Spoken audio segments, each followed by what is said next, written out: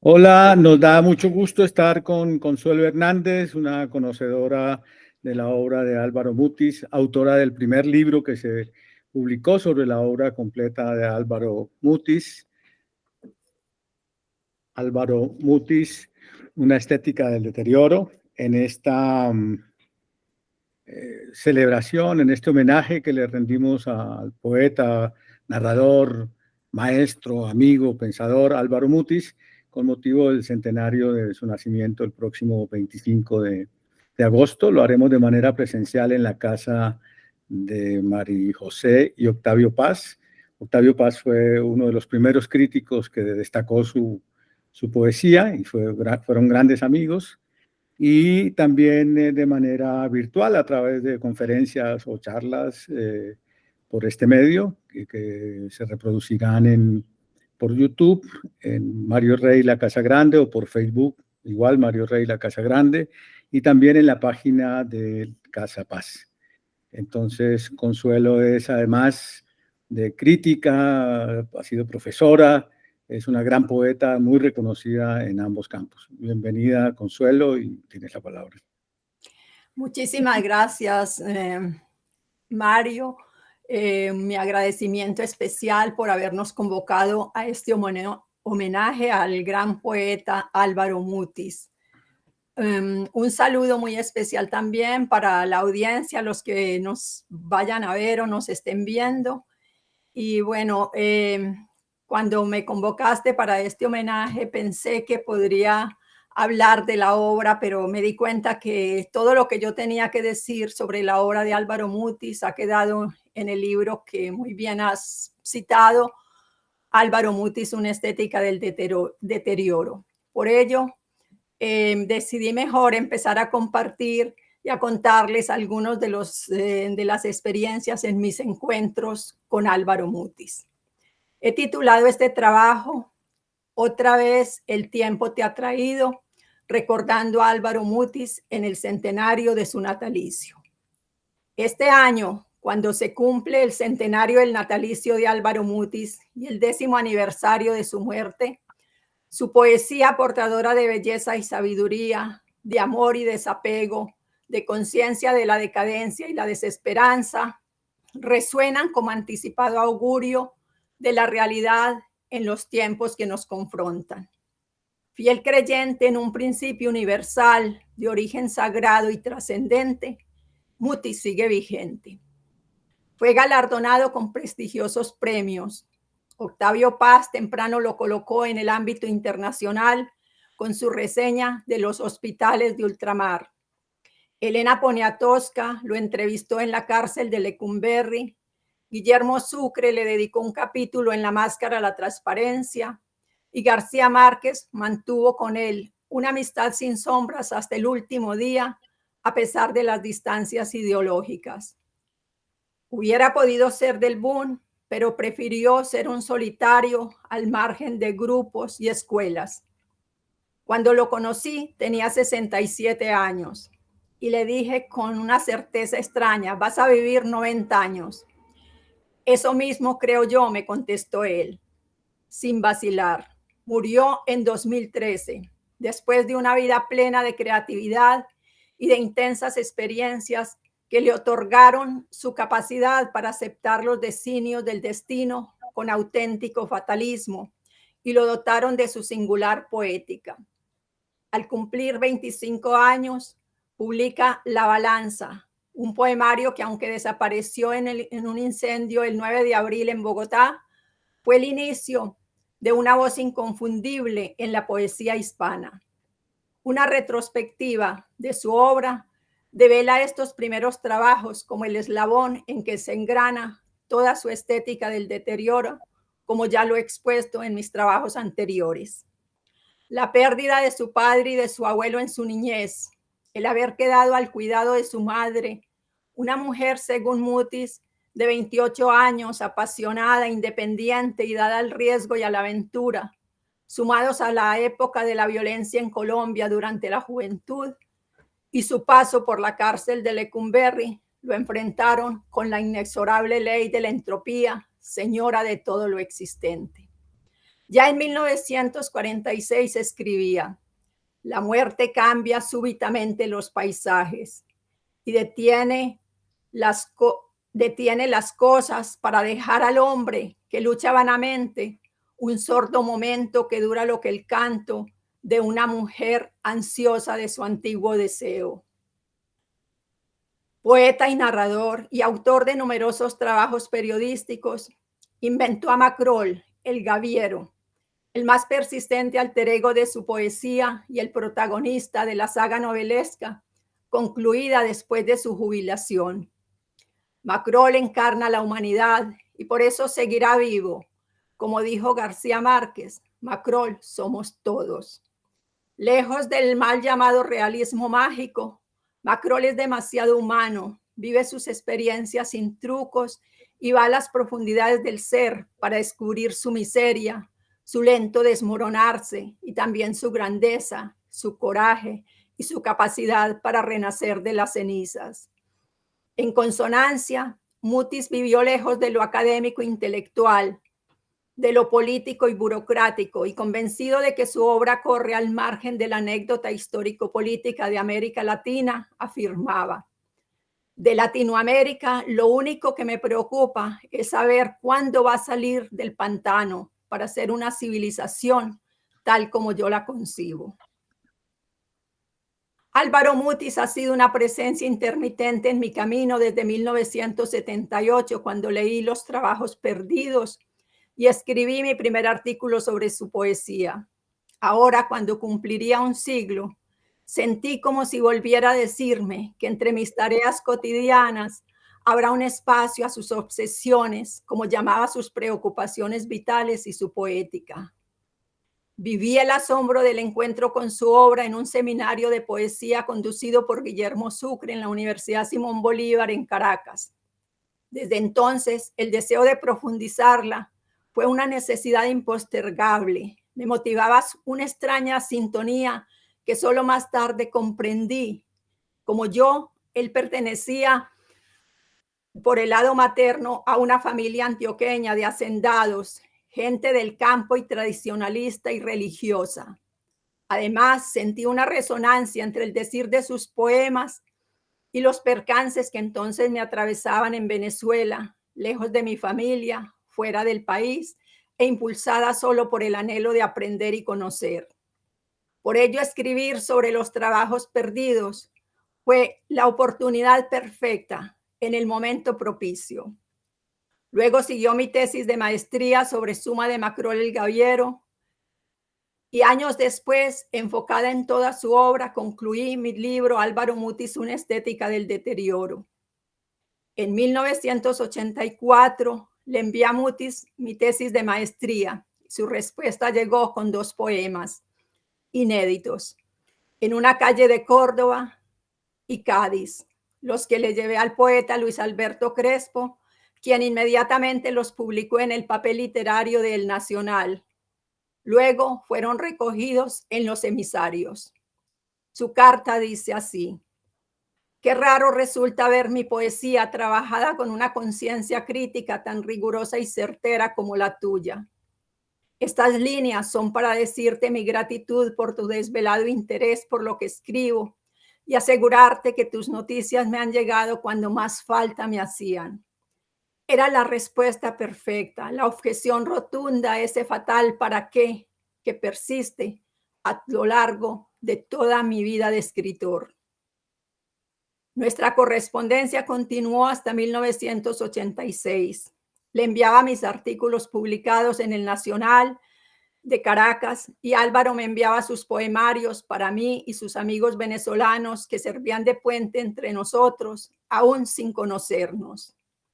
Inolvidables son Eugenio Montejo, Guillermo Sucre y Juan Sánchez Peláez, quien cuando le llevé uno de estos poemarios manifestó: quiero leer tu trabajo. Todo lo que sea sobre Álvaro me interesa profundamente. Álvaro vuelve a aparecer en mi vida en 1989. A propósito del examen oral para el doctorado en New York University, el presidente del jurado, John Coleman, autor de un libro sobre Cernuda y conocedor de Mutis, Me dijo con determinación: tienes que escribir el libro sobre Mutis. Y a pesar de ya tener listo un proyecto sobre Joao Guimarães Rosas, acepté el desafío como un golpe de azar y de nuevo me lancé a las páginas del Gaviero. Con el borrador avanzado, llamé a Álvaro en noviembre de 1990 y me contestó su peculiar voz de locutor. Me identifiqué y le dije: estoy escribiendo un libro sobre tu obra y quiero entrevistarte. ¿Ah, sí? ¿Y cuál es el título?, me respondió escéptico. Álvaro Mutis, una estética del deterioro, dije sin vacilar. Fue la palabra de pase que me abrió la puerta para oír que me esperaba en México en enero de 1991. Anoté fechas y lo demás fue hacer planes y marcharme, conmovida por su generosidad, que además me ofrecía hospedaje durante el tiempo que estuviera trabajando con él. Luego el propio Álvaro referiría esta primera impresión en el prólogo a mi libro. Cuando Consuelo Hernández me comunicó el título que pensaba darle a su trabajo sobre mi obra, supe en ese mismo instante que Consuelo daría en el blanco y trabajaría alrededor del núcleo esencial de lo que he escrito. Desde niño, lo que más me ha impresionado es el destino de ruina y olvido que toca todas las cosas de la tierra. Al llegar a la Ciudad de México, Álvaro me esperaba en el aeropuerto y en su derecha levantaba un ejemplar de Ilona llega con la lluvia. Era la contraseña acordada para reconocernos. Nos abrazamos y pronto el diálogo empezó con una extraña familiaridad propia de amigos que se conocen desde siempre. Pasamos enero trabajando. En la noche, él leía mis borradores de cada capítulo y en el día después del desayuno conversábamos sobre los mismos, confirmaba mis sospechas o tachaba y corregía y me contaba detalles inéditos de su vida. Algunas veces invitaba amigos a tomar un café o a cenar en su casa. Recuerdo a Alejandro Rossi y su esposa, a Elsa Cross, a Alberto Blanco y Alicia Mesa. Nuestras conversaciones giraban en torno a su poesía, sus novelas, sus lecturas, sus experiencias personales y sus proyectos. Me regaló el manuscrito de Abdul Bashir, Soñador de Navíos, con el título inicial que era Abdul Bashir, Soñador de Barcos, y me pidió comentárselo. Dialogamos largamente sobre Jaime Tirado, el Rompespejos, un personaje muy bien logrado que encarna a un capo de la droga. El Rompespejos me transmitió toda la tensión y la violencia desatada por el narcotráfico que tocaban mis fibras de colombiana atenta a todo lo que pasa en el país. Es un tipo de clase alta, lo que me pareció perfecto, pues el narcotráfico no discrimina clases, borra algunas y da surgimiento a otras. Y su apodo alude a la ruptura de imágenes en la estructura sociopolítica y económica del país. Como dice Macrol, Jaime Tirado es capaz de todo porque carece de la noción de bien y mal. Álvaro escuchaba con interés mis sugerencias. 2 días después de iniciar nuestro trabajo, Álvaro me dijo en el almuerzo: hablar de mi obra me deja un mal residuo y te lo advierto por si en algún momento me callo. Por suerte, esto no pasó. Su temor provenía de su rigurosidad con el lenguaje. Tenía la firme convicción del gran abismo que existe entre lo que se siente y el rasgo incompleto y borroso que queda en lo dicho. Otro día dialogamos sobre los personajes de sus novelas como si se tratara de personas reales conocidas por ambos. Pensábamos que la mujer que Macrol recogió en el camino, en el poema Los Esteros de Caravanzari, podría haber sido la misma Flor Esteves de la nieve del Almirante. Estuvimos de acuerdo en que en Un bel morir, la muerte de Amparo María, en la confrontación entre la guerrilla y el ejército, le da a la novela ese tono de violencia colombiana que desconoce la piedad. Y le duele profundamente a Macrol porque su primera experiencia sexual fue con esta muchacha campesina, recolectora de café y de un erotismo a flor de piel. Álvaro se sentía más cerca del Macrol de su poesía, pues el de las novelas se le escapaba. Y ya en Armirbar, Macrol tiene muy poco del autor. A propósito de la influencia de los hermanos Grimm en la verdadera historia del flautista de Hamelin, consideraba un error clasificarlos como historias para niños por su excesiva crueldad, y comentó que el flautista de Hamelin lo escribió en una época en que rechazaba a los niños, una actitud que a los 65 años le cambió radicalmente uno de sus nietos, al cual vio crecer desde el primer día de nacido. Por él supe toda la verdad sobre el origen del diario de Lecumberri y las causas de su encarcelamiento, cuando casualmente conoció al muralista David Alfaro Siqueiros, que cayó preso en ese tiempo por otras razones. Lo atormentaba no haber podido ayudar a su amigo Gabo cuando estaba en Francia, pasando las necesidades que plasmó en El coronel no tiene quien le escriba, y resentía que otros a quienes sí había ayudado lo tildaran de estafador. Recordó el nocturno quinto de un homenaje y 7 nocturnos, poema al Mississippi, escrito junto a una copa de vino en la terraza de un hotel de Baton Rouge, después de una cena de negocios cuando era empleado de la EXO. Al apagar las luces, miró el río y, sintiendo su majestuosidad de la enorme energía que desplazaba, surgió ese nocturno que no tiene título, pero su final es revelador. Cito: le dicen Old Man River. Solo así podría llamarse. Una clara alusión al canto interpretado por Jerome Kern sobre los duros tiempos de la esclavitud. Con Álvaro pude confirmar el cambio de voz en el hablante lírico que advertí en Los emisarios, donde se aleja del gaviero y del trópico de su juventud y empieza a poetizar sobre sus ancestros, como evidencian Cádiz y En una calle de Córdoba. Este último escrito cerca de la mezquita catedral de Córdoba, en la calle de la sinagoga donde predicaba Maimónides. Este giro en su obra se desencadenó en un viaje a Ampurias, antiguo puerto griego en Cataluña, y agregó que los epígrafes de los emisarios y de los hospitales de ultramar los inventó mucho antes de sus poemas. Otro tema que compartimos fue la música tan presente en la obra. Para Álvaro, la música era una necesidad vital, lo suspendía en un estado casi visionario y lo sacaba del mundo hacia otro orden. La consideraba una prueba definitiva de la existencia de Dios.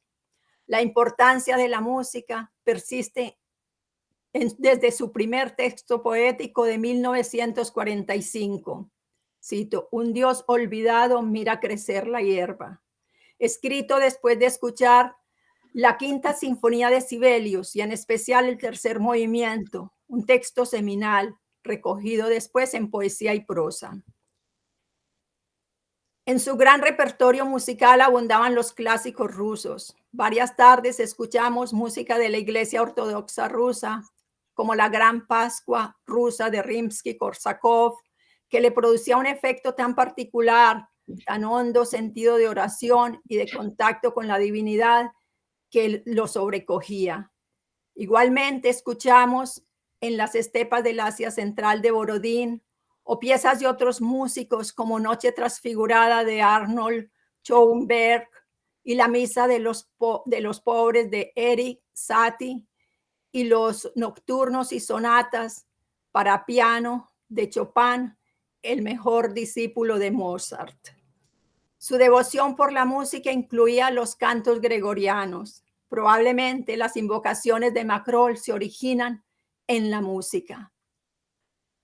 Su concepción de la amistad era un sentimiento a toda prueba. Fue Álvaro Mutis quien acompañó a su amigo García Márquez a recibir el premio Nobel y a quien las circunstancias lo abocaron a escribirle el brindis por la poesía, el cual Gabo leyó en el banquete de Estocolmo. Mucho de este tiempo inolvidable que tuve la fortuna de vivir a su lado, giró en torno a sus innumerables lecturas y autores favoritos. Mencionaré solo dos, Cervantes y Montaigne. Consideraba el Quijote como el único libro inagotable. Admiraba a Montaigne y la manera como le ordenaba lo que pensaba respecto al dolor, la pérdida de los seres amados, el éxito, la edad. Y comentábamos que El Caballero del Verde Gabán y El Discurso de las Armas y las Letras de Don Quijote tiene sus antecedentes en Montaigne. Respecto a su ideología, se definía como gibelino, monárquico y legitimista. Pero cuando sugerí que su obra fuera existencialista, se negó a etiquetarla, aunque aceptó que la caracteriza una situación de desesperanza total. Cito: no creo que tengamos nada que hacer aquí, ni que haya solución para nada. Estamos al final de la cuerda. Fin de cita. Su ideología era desconfiar y rechazar toda ideología. Y me remití a Macron, que jamás llega a conclusiones razonadas, ni explica o cuestiona los designios del destino. El mundo que propone es quizás el mundo que está en sus lecturas. Mutis ponía en duda las leyes promulgadas por los humanos. Para aceptarlas, debían tener para él un origen trascendente y un valor sagrado. Los sismos le parecían reductores y, obsesionado por la historia desde su época de estudiante, hizo de su conocimiento y su convicción religiosa parte de la ideología de aceptación e indulgencia que caracteriza a Macron. Estábamos de acuerdo en que el lenguaje erótico es más eficaz e indisociable de la experiencia mística, como lo dicen los sufíes. El erotismo, decía, es una vía de conocimiento y un símbolo de entrada a un mundo que da una visión más efectiva, como se ve en Santa Teresa, San Juan de la Cruz y el Cantar de los Cantares. Al finalizar estos días, recibí sus palabras de aliento y la confirmación de que iba por buen camino. Está muy bien hecho este trabajo y has agarrado exactamente el secreto, el núcleo, el sentido profundo de lo que yo escribo, que es el deterioro. Me parece el enfoque más rico que se le puede dar a mi obra. Nunca había visto un trabajo así. Regresé a Nueva York feliz, con los audios, todas sus obras dedicadas, Abdul Bashir todavía inédito, cartas para John Coleman, Eddie Grossman, Alastair Reed, e inundada de ideas y epifanías sobre su obra, y con un entusiasmo que me acompañó hasta finalizar el libro. El tercer contacto fue en 1991. Volví a su casa en San Ángel, en la Ciudad de México. En los anteriores meses me llamaba o me escribía desde donde estuviera, atendiendo las múltiples actividades generadas por sus novelas, y con genuino interés por mi trabajo me animaba y resolvía mis dudas. En ese viaje llevé concluido el manuscrito del libro. Lo leyó emocionado y me hizo sugerencias puntuales para la publicación. Cuando cada encuentro sumaba espesura al conocimiento que alcanzaba de él como persona y como poeta, y Álvaro ganaba confianza en mi trabajo y la comunicación se hacía más profunda y personal. En mis notas escribí: Álvaro es un hombre excepcionalmente cálido, sabio y generoso. Al contacto con su palabra queda un temblor del lago perturbado que incita a la poesía, a la meditación y al arte. Esta visita fue fundamental para el destino final del libro Álvaro Mutis, una estética del deterioro, y la conmoción que le provocó su lectura quedó grabada en estas palabras: es una prueba de fuego para mí, porque es la primera vez que alguien descubre la imagen de mi zona oscura. Me ha hecho ver mi obra y a mí mismo. Es un trabajo endemoniado, muy complicado y profundo.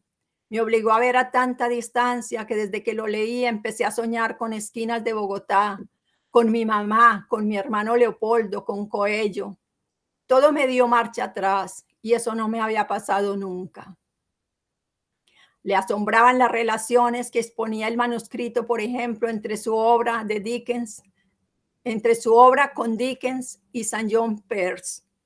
Se refirió a la importancia de los detalles físicos de la narración y reconocía a los ingleses y a los rusos también como los grandes narradores. En ese tiempo escribía sobre 3 hechos que cambiaron la vida del gaviero al final de su vida. Se trataba de su última obra, que pensaba llamar Escalas. 2 años después la publicó con el título Tríptico de Mar y Tierra. Su final como escritor ya se anunciaba. Lo percibí cuando dijo presentir que sus últimas páginas en Abdul cerrarían la saga. Era algo que no había sentido ni siquiera con Un bel morir, donde narró la muerte de Macrol. El último día nos despedimos en el aeropuerto después de almorzar en un restaurante del DF y de haberme regalado los 2 tomos del diccionario de María Moliner, al que valoraba por su profundidad y lo consideraba una verdadera novela. Nuestra cuarta coincidencia fue en Nueva York en mayo de 1992. American Society lo invitó para un homenaje y asistió con Carmen, su esposa, quien lo acompañó en los últimos años de su vida en todos sus viajes. Una mujer muy amable, culta y poseedora de una calidez y una sabiduría intuitiva difícil de replicar. Después del día del homenaje organizamos una cena con amigos y colegas de New York University y Álvaro fue el alma de la reunión. Tenía tantos conocimientos tan vastos, a todos nos enseñaba algo. Además, con una gran simpatía y un sentido de humor, mantuvo el ambiente mágicamente relajado. En esta cena recordó que cada novela tiene un trago característico, por ejemplo, el Dry Martini en Abdul Bashir, o el vodka con pera, brandy o el oporto en otras. A propósito, nos contó que el gerente de un hotel parisino planeaba un menú con los cócteles de Macrol y entre bromas agregó que si no hubiera sido escritor, le habría fascinado ser barman. Durante su estadía, caminamos por la ciudad, visitamos algunos museos y en las noches cenábamos los 3 en restaurantes de Midtown Manhattan. Le encantaba el Hotel Plaza, el Russian Tea Room, la Côte Basque, y disfrutaba el vodka absoluto, los cócteles, los buenos vinos, los delis de Nueva York, la ropa de Brook Brothers y la tradicional loción Old Spice. Este encuentro fue muy importante para mi poesía por las sugerencias precisas sobre el lenguaje y el ritmo y por su minuciosa lectura del manuscrito de mi poemario Manual de Peregrina. Era mi 3er poemario, pero todavía estaba inédito. Después escribiría: leo y releo esta sabrosa y luminosa guía, cuyo título lo dice todo. Qué bello manual de peregrina ha sabido escribir Consuelo Hernández. En cada sitio ha sabido estar con la sabia plenitud que solo otorga la poesía. Le deseo a este libro toda la fortuna que merece la luz que arrastran sus palabras. A él le debo también el haber encontrado una amiga en Edith Grossman, quien en ese momento ya había iniciado la traducción de La nieve del almirante, a la cual siguieron Ilona y Un bel morir, y su poesía, que por cierto saldrá este octubre en inglés en los Estados Unidos. Edith nos invitó a una cena en su apartamento y allí le concerté una entrevista en español con el diario La Prensa de Nueva York. Pues hasta ese momento en Estados Unidos la obra de Mutis se desconocía, con excepción de 2 poemas que había publicado The New Yorker. Admirable en Mutis fue su indeclinable afecto por su país, a pesar del exilio y la experiencia de prisión ordenada por el gobierno colombiano de entonces. Cito: Colombia para mí es entrañable. La conocí a fondo a los 9 años. Por eso también tengo un gran cariño por Bélgica, pero yo soy colombiano. Jamás he pensado en tener otros documentos, ni he renegado de un solo trozo de tierra colombiana, ni de nada de lo que pasa en el país. Lo que le pasa a Colombia me pasa a mí y lo vivo intensamente. Pero hablar de Colombia en las novelas me parece caer en lo anecdótico. El último día de su estadía en Nueva York visitamos el Museo Metropolitano y allí me regaló los cantos gregorianos grabados por el coro del monasterio de Silos. Coincidimos de nuevo en Barcelona, en el Congreso de Literatura Latinoamericana en 1992, donde Álvaro Mutis participó en un panel con Adolfo Bioy Casares y Octavio Paz, quien señaló la ausencia de la ciudad en la literatura latinoamericana de entonces, a lo cual repliqué, porque la Ilona llega con la lluvia, tiene como escenario la ciudad de Panamá, ciudad que Álvaro conocía muy bien, y explicó que había elegido Panamá por ser atípica y de las más extrañas, una ciudad sin forma ni centro, sin la herencia fundacional romana de las ciudades coloniales, es desordenada y da la sensación de libertad, de disponibilidad, de que todo puede pasar y no pasa nada. Moralmente no hay castigo a las transgresiones y eso me ha pasado a mí. Fin de cita. En este congreso presenté un capítulo del libro titulado Razón del extraviado, Mutis entre dos mundos, donde veo al autor a caballo entre dos culturas, la colombiana de un lado y la experiencia en Europa y su vida de viajero sin pausa. Pero a la hora de escribir privilegia el trópico en su poética sin prescindir de otros contextos. Entre conferencias continuamos el diálogo por las calles de Barcelona, en cafés, restaurantes, anticuarias del barrio gótico o en la catedral, donde Álvaro oró y le encendió una veladora al Cristo de Lepanto. Me contó que cuando inició Ilona se le convirtió en un cuento fantástico y aunque disfrutaba de Poe y los ingleses, desechó esa versión porque lo fantástico es un género débil e insuficiente para lo que él quería comunicar. Nos divertía comparar los espacios de las novelas, como por ejemplo La nieve del almirante, que se desarrolla en el río, Ilona en la ciudad, Un bel morir en el río, el páramo, Amirbar en la cordillera, en las minas, el tram steamer en la montaña, en los socavones, y el páramo, que está presente en todas sus obras desde El viaje, uno de sus primeros poemas. Me relató que al terminar Amirbar sintió con una fuerza incontrolable que debía contar la historia de Abdul, y se lo confirmó su hermano Leopoldo, quien en su lecho de muerte pudo hablar con cierta lucidez. Cito: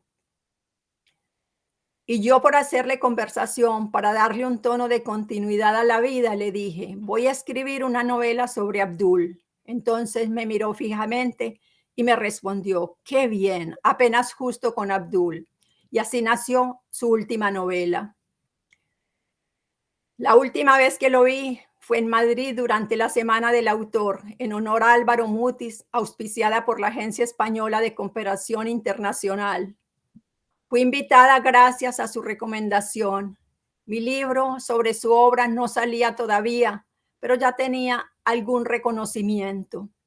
En este homenaje participaron Luisa Castro, Santiago Mutis Durán, Juan Luis Panero, Rafael Conte, Mercedes Monmani y Dazo Saldívar, entre otros.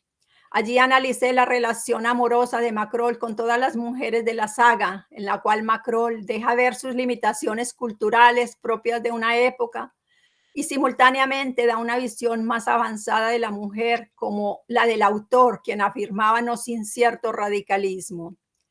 Si el hombre no aprende a escuchar a la mujer como ser, más allá del sonido de su voz, si no aprende a percibirla, abrirse completamente a lo que una mujer significa, puedo decir que ese hombre está perdido, no está entendiendo nada.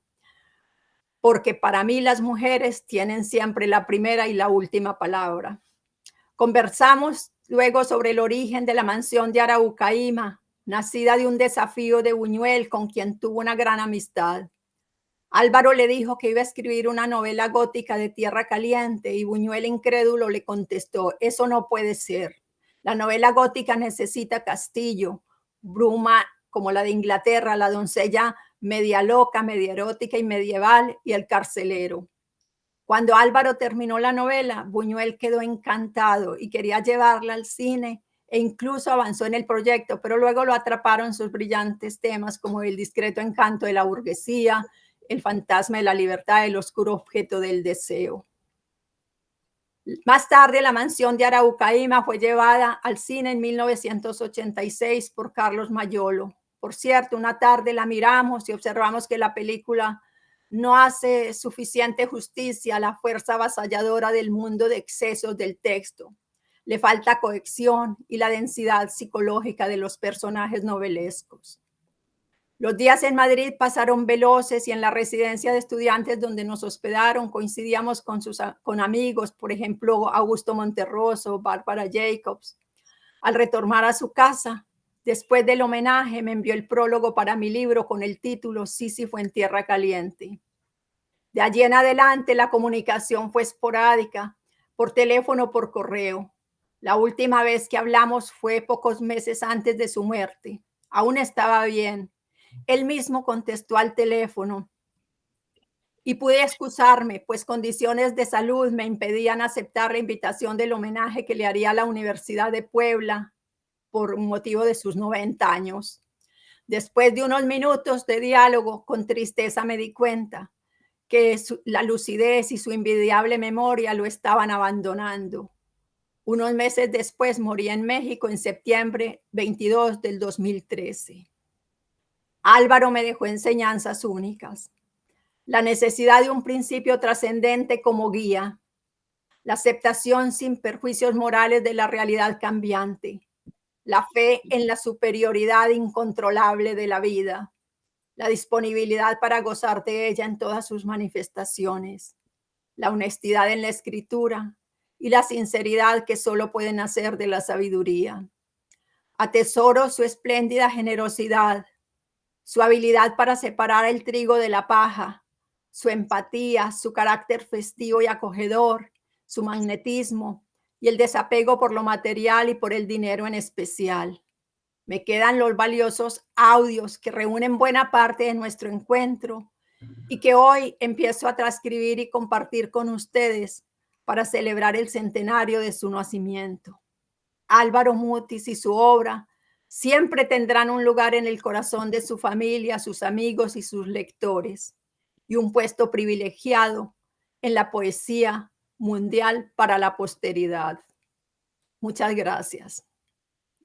Muchas gracias a ti, Consuelo, querida Consuelo, por iluminarnos una vez más sobre la obra de Álvaro Mutis y por contarnos varias anécdotas desconocidas y propias del compartir parte de la vida, de tus encuentros con él. Mil y mil gracias. Tu intervención enriquece mucho este homenaje. Gracias a ti, Mario, y que se siga celebrando su obra. Vale. Salud por Álvaro. Salud.